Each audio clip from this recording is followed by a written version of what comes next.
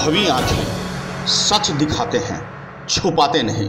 ना ये विपिन सर का विद्यालय है और ना ही कोई ऐसा विद्यालय जो सुर्खियों में रहे किसी पे आरोप और प्रत्यारोप लगाकर, क्योंकि हम इस विद्यालय को कई दफ़े दिखा चुके हैं, लेकिन आज भी इसकी ना स्थिति बदली और ना परिस्थिति। आज भी ये अपनी परिस्थिति पे खुद का रोना रो रही है।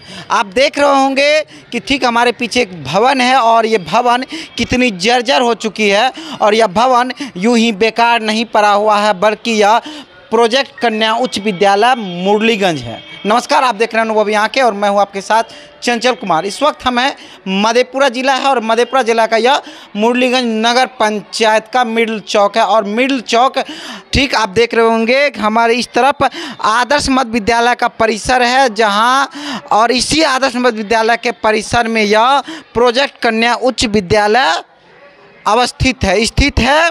और जो यहाँ की जो स्थिति है हमने कई बार दिखाया, लेकिन सरकार बदली, सब कुछ बदला, लेकिन नहीं बदली तो इस विद्यालय की सूरत।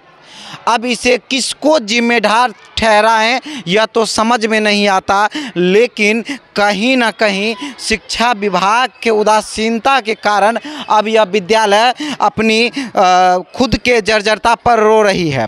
कहा जा रहा है कि हालांकि हम इस बात को नकार नहीं सकते कि इससे पहले शिक्षा मंत्री ने क्या किया इस भवन को लेकर, नहीं किया, लेकिन अब एक बड़ा जो सवाल है और एक जो बड़ी अपील होगी कि यह मधेपुरा है और इसी ज़िले के सदर जो है विधानसभा के विधायक हैं और बिहार सरकार के मंत्री हैं प्रोफेसर चंद्रशेखर यादव, यानी कि ये बिहार के शिक्षा मंत्री का गृह जिला है और गृह जिला का यह प्रोजेक्ट कन्या उच्च विद्यालय मुरलीगंज है।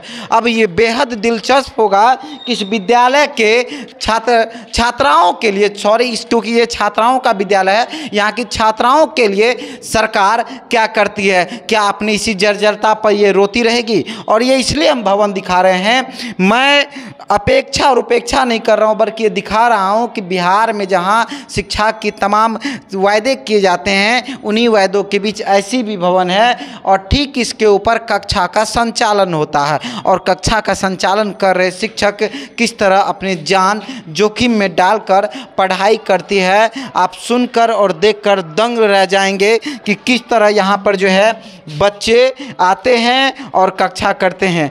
कुल मिलाकर यदि कहें तो किसी तरह जान जोखिम में डालकर यहाँ के छात्राएं यहाँ पर आती है पठन पाठन को, और यहाँ के जो शिक्षक हैं शिक्षिका हैं वो भी बड़ी मुश्किल से किसी तरह कक्षा का संचालन करते हैं, क्योंकि जो विद्यालय है उन कक्षा का संचालन उनकी मजबूरी है, लेकिन मजबूरी भी ऐसी कि जान जोखिम में डालकर करानी पड़ती है पठन पाठन। और यहाँ की जो जर्जरता है, नीचे तो आपने देखा ही, लेकिन ऊपर की भी जो जर्जरता है वो सीधे तौर पे देख सकते हैं। अब हम कक्षा में जा रहे हैं। इन दिनों विद्यालय की जो खबरें हैं सुर्खियों में रहती है, तमाम उपेक्षा और अपेक्षा की खबरें चलती रहती है, लेकिन हमारा मकसद सिर्फ यही है, थोड़ा सा हम सर का समय लेंगे, कक्षा में चल रही है, लेकिन उपेक्षा और अपेक्षा के बीच यह विद्यालय अपनी जर्जरता पे रो रही है।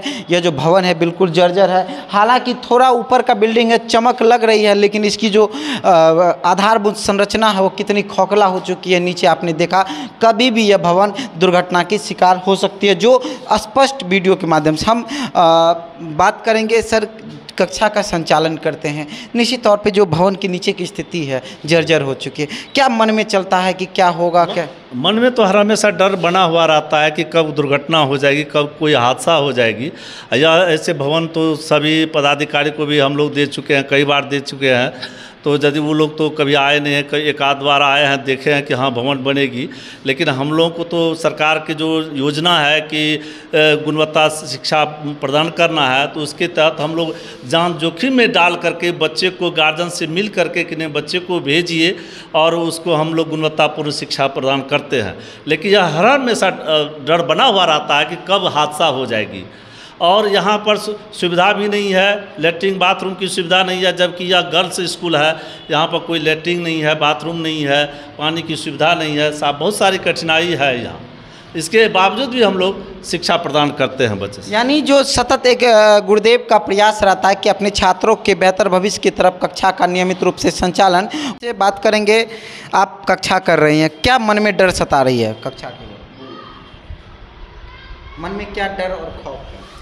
मन में तो डर यही होते हैं जो ये भवन कहीं गिर ना जाए, और किचन भी नहीं है, शौचालय भी नहीं है, बिल्डिंग भी नहीं नया लगाया हुआ है। तो पुरानी बिल्डिंग है, क्या लगता है क्या कुछ समस्याएं आती है? हम लोग का डर रहता है कभी गिर सकते हैं, नीचा में टूट सकते हैं, यही लिए डर लगता है। फिर इस डर के बीच भी कक्षा करते हैं जी कक्षा। क्या समस्याएं आती हैं? हम लोग का ही डर होता है अगर नहीं बारिश और होगा तो ये बिल्डिंग गिर जाएगा, हम लोग को जान जोखिम है। यानी जान जोखिम में डालकर छात्राएं यहाँ पे पठन पाठन को आती है, क्या कुछ समस्याएं आती है?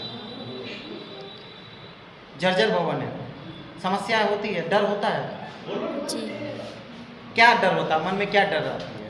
डर मन में यही होते हैं जो कभी छत गिर न जाए, पुराना बहुत पुराना है, इसीलिए नहीं आने के लिए विद्यार्थी चाहते हैं, क्योंकि यहाँ पे कल भी नहीं है, नहीं पानी पीने के लिए दूर जाना पड़ते हैं, और शौचालय। यानी कुल मिलाकर कहें तो सुख सुविधाओं से विहीन या प्रोजेक्ट कन्या उच्च विद्यालय अपनी जर्जरता और व्यवस्था पर रो रही है, लेकिन आज तक विभाग इस पर कोई भी सुधि और पहल नहीं की जा रही है। हम एक चीज़ ज़रूर जिक्र करना चाहेंगे, जहाँ तमाम अब विद्यालय में उपेक्षा और अपेक्षा जो अभी है केमिस्ट्री का क्लास चल रहा था, लेकिन क्लास भले ही केमिस्ट्री का चल रहा हो, लेकिन मन में एक डर और खौफ है कि कब यह बिल्डिंग गिर जाए। हालांकि और भी इसकी जर्जरता को दिखाएंगे, लेकिन विद्यालय को लेकर जो एक चीज़ बराबर संज्ञान में आते रहे हैं कि विद्यालय के जो भी शिक्षक हैं, शिक्षिका हैं, यहाँ के प्रधानाचार्य हैं, वो लगातार सतत प्रयास करते रहे कि विद्यालय सतत जो चलता रहे, नियमित रूप से कक्षा का संचालन हो, लेकिन उनके अंदर एक डर और खौफ है। हम बात करेंगे यहाँ पे जो प्रधानाचार्य हैं महोदय हैं, उनसे बात करेंगे।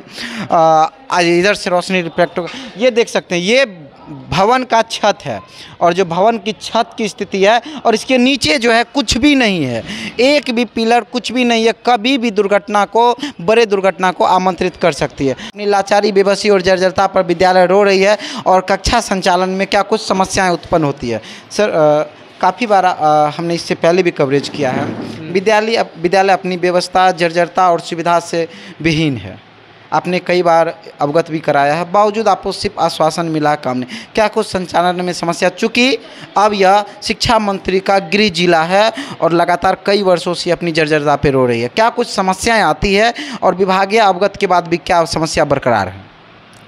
इसमें क्या कहना, आप देख चुके हैं ना, स्थिति को देख चुके हैं ना। बिल्कुल, ये जर्जर स्थिति, तो जर्जर स्थिति है, तो आप इतना तो कह सकते हैं ना कि इसमें पठन पाठन हो सकता है या नहीं हो सकता है। बच्चे की जो कम संख्या है उसका सीधा जो है कि अभिभावक आने से रोकते हैं बच्चों को। बिल्कुल, ये स्वाभाविक है। अभिभावक का जो फीडबैक है वो किस टाइप का? स्वाभाविक है कि बच्चे को कोई भी अभिभावक यहाँ नहीं आने देना चाहते हैं। वो सोचते हैं कि यदि हमारे बच्चे की जान चली जाएगी तब क्या होगा, आप हेडमास्टर साहब हमारे बच्चे को वापस दे देंगे। फिर भी जो बच्चे आए हुए उन्हें अपने रिस्क पे, मैं अपने रिस्क पे सारे बच्चे को लाता हूँ कि चलो पढ़ाई करो, और पढ़ाई ही तुम्हारा आधार है, विकास का एक मात्र डालकर भी बच्चों का बिल्कुल। हम प्रधानाचार्य महोदय से बात कर रहे हैं। आप देख रहे होंगे कि यह छात्राओं का विद्यालय है, और छात्राओं के विद्यालय के मूलभूत जो ज़रूरत होती है वो पानी होती है, शौचालय होती है। इस विद्यालय के लिए हम जो आपने देखा जो वस्तु स्थिति है वो नकारा नहीं जा सकता। इसे आप शिक्षा विभाग के उदासीनता कहिए, या लापरवाही कहिए, या फिर विभागीय अनदेखी कहिए, इसका जो जीता जागता सबूत है यह प्रोजेक्ट कन्या उच्च विद्यालय, जिसकी भवन अपनी व्यवस्था पर रो चुकी है। अब देखना होगा कि बिहार के शिक्षा मंत्री का बिहार के मधेपुरा और मुरलीगंज में आगमन है, क्या उनकी नज़र इस विद्यालय पर पड़ती है, क्या यहाँ के बच्चों के सर्वांगीण विकास और बेहतर भविष्य के लिए इस विद्यालय का जीर्णोद्धार हो पाता है। तमाम खबरों के लिए बने रहे मधेपुरा के मुरलीगंज से ब्यूरो रिपोर्ट, अनुभवी आंखें, चंचल कुमार। नमस्कार, मैं हूं संतोष गुप्ता और आप देख रहे हैं अनुभवी आंखें, देश की बात सच के साथ। दोस्तों, अनुभवी आंखें पर आपका भरोसा निरंतर बढ़ता ही जा रहा है। यही वजह है कि अनुभवी आंखें आपकी पहली पसंद है। आपके हक हुकूक की लड़ाई के लिए हम सदैव तत्पर रहते हैं, और इस मुहिम को बनाए रखने के लिए हमारा हौसला अफजाई भी आपका ही काम है। आप चैनल को अगर पहले से सब्सक्राइब कर रखे हैं तो उसे भूल जाइए, एक बार फिर से चैनल को सब्सक्राइब जरूर कीजिए। नीचे सब्सक्राइब बटन है उसे दबा दीजिए ताकि सब्सक्राइब हो जाए, और घंटी बनी हुई है उसे भी टच कर दीजिए ताकि आपको नोटिफिकेशन हमारी खबरों का तुरंत मिल सके, आप अपने पसंदीदा चैनल को देख सके।